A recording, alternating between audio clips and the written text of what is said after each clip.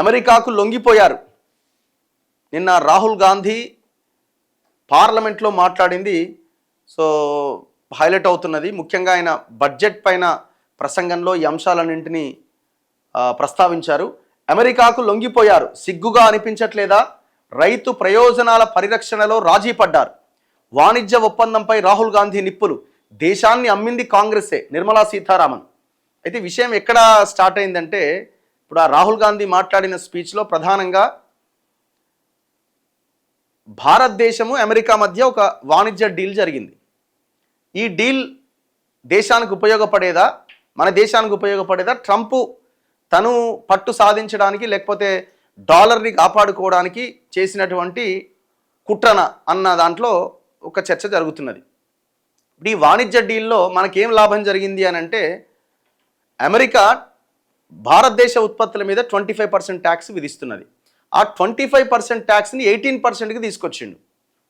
వాహ్ సా సూపర్ అని చాలా పెద్ద ఎత్తున ఇక్కడ ఉన్న నాయకులు మాట్లాడుతున్నారు, పార్లమెంట్లో ఉన్న బీజేపీ నాయకులు మాట్లాడుతున్నారు. కానీ మనం ఏం చేసినాం, అమెరికా ఉత్పత్తుల మీద భారతదేశంలో జీరో ట్యాక్స్ వేస్తున్నాం కొన్నింటి మీద. అంటే అసలు ట్యాక్స్ లేదు, జీరో ట్యాక్స్ అనమాట. పప్పులు వాటి మీద అయితే జీరో ట్యాక్స్, మనదేమో 25 నుంచి 18కి తగ్గించిండు, వాళ్ళ దాని మీదనేమో జీరో, అసలు ట్యాక్స్లే లేవు. మరి ఇది గొప్ప విషయంగా గొప్ప డీల్గా ఎట్లా చూడాలా? నేను రాహుల్ గాంధీ అడుగుతున్నది అదే. ఇట్లా చాలా అంశాల్లో ఈ డీల్ వల్ల మనకు పెద్దగా ఒరిగింది ఏమీ లేదు. ట్రంపే సక్సెస్ అయింది తప్ప మనకేం ప్రయోజనం లేదు. మొత్తం దేశాన్ని, భరత మాతని ట్రంప్కి అమ్మేసిండు అన్న కోణంలో నిన్న రాహుల్ గాంధీ ప్రసంగం జరిగింది. ఒకసారి చూడండి. మధ్యంతర వాణిజ్య ఒప్పందం ద్వారా కేంద్ర సర్కార్ అమెరికాకు పూర్తిగా లొంగిపోయిందని లోక్సభలో విపక్ష నేత రాహుల్ గాంధీ ఆరోపించారు.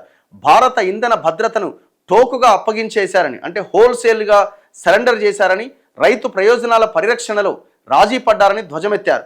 మోదీ పీకను అమెరికా పట్టుకోవడం వల్లనే ఆయన ఈ వాణిజ్య ఒప్పందంలో భారత ప్రయోజనాలను పణంగా పెట్టి లొంగిపోయాడని విమర్శించారు.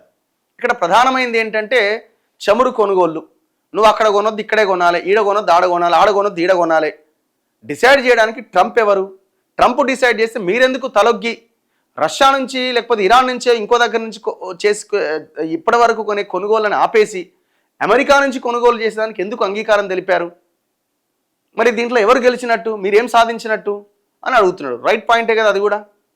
ఇప్పుడు రష్యా దగ్గర నుంచి మనకు మిత్ర దేశము, దశాబ్దాలుగా ఉన్న దేశం దగ్గర నుంచి మనం కొనుగోలు చేస్తున్నాం ఇంతకాలం. ఇంపోర్ట్సే కదా చమురు మొత్తం.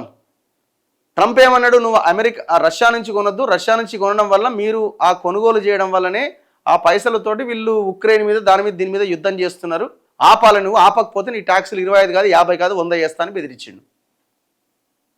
అప్పుడు ఏం చేసి డీల్ చేసుకున్నారు. డీల్లో భాగంగా డీల్ చేసుకోవడంలో భాగంలో మెయిన్ ఉద్దేశం ఏంది, రష్యా నుంచి నువ్వు చమురు కొనుగోలు ఆపిరు. అమెరికా నుంచి, ఆ వెనుజువేలా దేశం నుంచి కొనుగోలు చేయాలన్న దానికి వీళ్ళు యాక్సెప్ట్ చేసినారు. సో అదే అడుగుతున్నాడు, వాళ్ళు చెప్తే మీరెందుకు ఇన్నారు అని. అందుకే మోదీ పీకను అమెరికా పట్టుకోవడం వల్లే ఆయన ఈ వాణిజ్య ఒప్పందంలో భారత ప్రయోజనాలను పరంగా పెట్టి లొంగిపోయిండు. యుద్ధ విద్యల్లో ముందుగా ఇలాగే పట్టు సాధించి ఆ తర్వాత మెడ బిగించి ప్రత్యర్థి చేతులెత్తేసేలా చేస్తారని వివరించారు. ఆయన నిన్న ఒకటి చెప్పిండు, ఏది మార్షల్ ఆర్ట్స్ గురించి. బుధవారం లోక్సభలో కేంద్ర బడ్జెట్పై చర్చలో రాహుల్ గాంధీ పాల్గొని ప్రసంగించారు.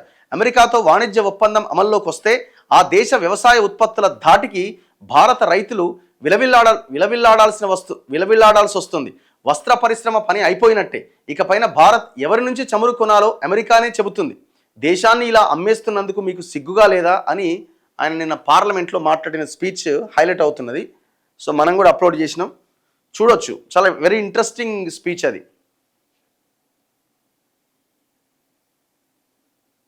ఇది చూడండి ఒకసారి. అవినీతిలో భారతదేశం అట 96వ స్థానం నుంచి 91వ స్థానానికి వచ్చిందట. ఒక రైతు వచ్చిండు ఒక ఆఫీసర్ దగ్గరికి పేపర్ పట్టుకొని, సార్ అవినీతి తగ్గింది సార్, నువ్వు లంచం అడుగుతున్నావు, నేను ఎట్లా ఇవ్వాలంటే 96 నుంచి 91వ స్థానానికి వచ్చిందా, సరే అయితే గతంలో కంటే కాస్త తగ్గించి ఇవ్వు అంటుండట. మొన్న 50,000 అనుకుని మాట్లాడుకున్నాం కదా, సరే 10,000 తగ్గించి 40,000, 96 నుంచి 91వ స్థానానికి వచ్చింది అంటున్నావు కదా, అంటే ఇంకా కరప్షన్ ఉన్నట్టే కదా. మన దేశం పరిస్థితి అట్లున్నది.